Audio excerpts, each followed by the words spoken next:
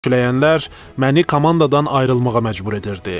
Tək baş məşqçi yox, klubda çalışan başqa insanlar da mənə qarşı xəyanət edildiyini hiss edirdim. Bu sözləri Cristiano Ronaldo tanınmış jurnalist Piers Morgana müsahibəsi zamanı deyib. O fikirlərini belə davam etdirib. Mən Ten Hag'a hörmət etmirəm, çünki o da mənə hörmət etmir. Ralf Rangnickə gəldikdə, məşqçi olmayan biri Manchester United'i necə çalışdıra bilər? Onun təyinatına qədər haqqında heç bir məlumatım yox idi. Portuqaliyalı ulduz, sabiq komanda yoldaşı Wayne Rooney haqqında da danışıb. Rooney'nin məni niyə belə tənqid etdiyini anlamıram.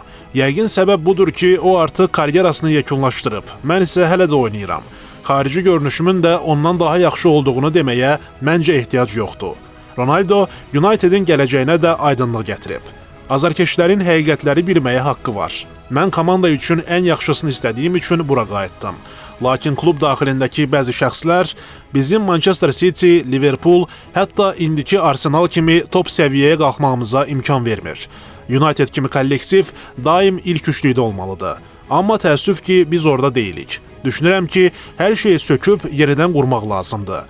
Mən Manchester United'i və azarkeşləri çox sevirəm. Buna görə də dəyişikliyi məndən başlasalar problem olmaz. Çünki son 13 ildə heç bir inkişaf yoxdur. Sir Alex Ferguson getdikdən sonra mən klubda irəliləyiş görmədim.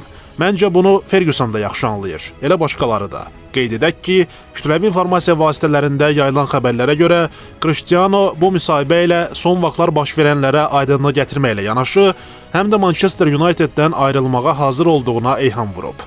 Xatırladaq ki, Portuqaliyalı hücumçunun müqaviləsi növbəti yay başa çatacaq.